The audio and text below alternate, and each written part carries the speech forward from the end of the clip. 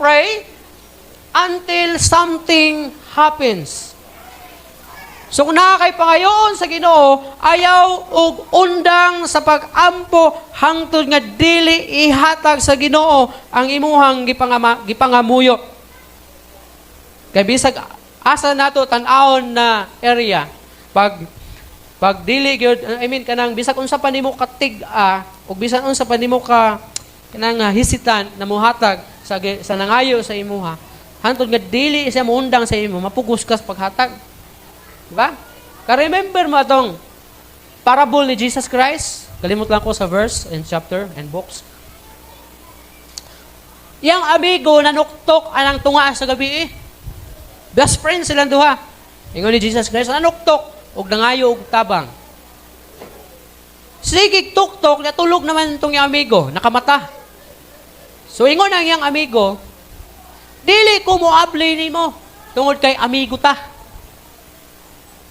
Kung dili, ablihan ti ka kay gikapoy nako og paminaw sa imong panuktok. Kay wa jud ka muundang sa pagpanuktok. So wala niya abli ang amigo kay amigo sila. Kung dili giablihan niya kay nalingog-ngogan na. Ikaw ko daw sigpano, ayo! Pero nagmatagol ka, nakamata ka sa baron eh. Ngayo kog bugas, kasi nakay bugas diya bay. Niya kay migo man mo siya. Gamo tulog naman sa man akong pare hubog man siguro katunga sa gabi manuktok mangayo man. So, wala gid mo hawa. Siguro kung di gid mo hawa sa pare basig naabtan na tug 2 ka oras dito sa panuktok. Pre, bay, abli bay. Kay gutom ako mga anak bay. Ana man tong tao. Kaya nangayo mo to sa pagkaon kay wala lagi makaon. Abli kay mangayo ko dagay ko pagkaon kay wala ko makaon ug akong mga anak. Ya siguro naabtan sa kwan dito 2 ka oras sa siguro. So giablihan, ingon niya bay. Wa ta ka giablihan bay kay amigo tang duha. Kun dili gisamuka na gyud ko nimo. Gisabaan na gyud ko nimo. Maong giablihan na ti ka kay para maundang na imong saba. The same pud na sa Ginoo.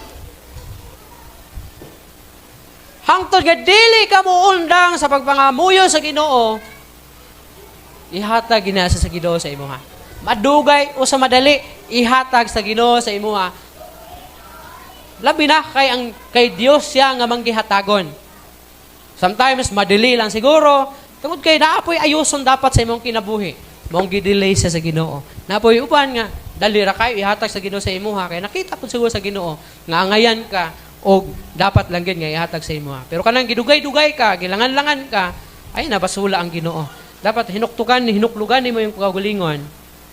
Basin there is something sa imuha nga nahimong